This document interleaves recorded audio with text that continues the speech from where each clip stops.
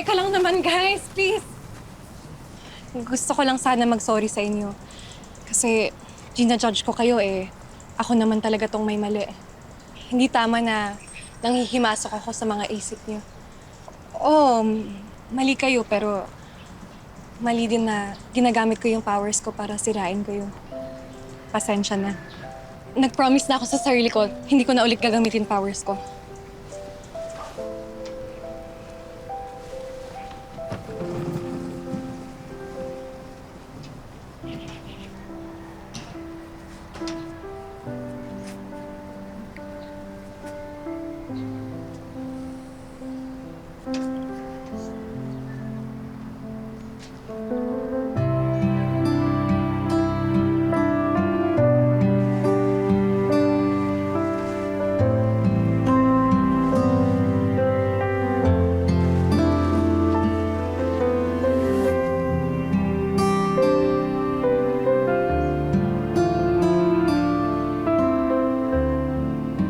Ang tahimik naman dito. Nakakamiss yung ingay.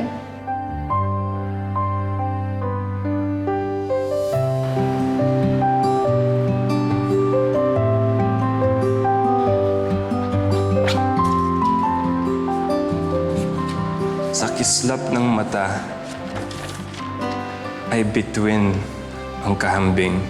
Ngiting kay tamis na parang awit sa hangin. Anyo'y pininta sa pagdampi ng araw at buwan. Isang hiwagang hindi kayang hulaan ni numan.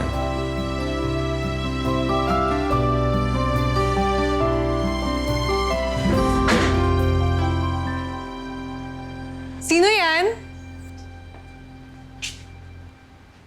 Minumulto ba ako?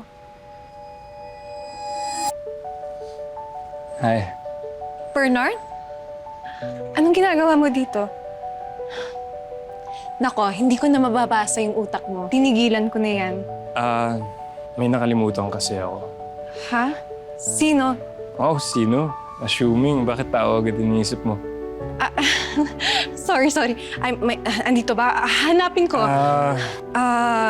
Anong kailangan mo? Actually, yes, may naiwan ako na tula.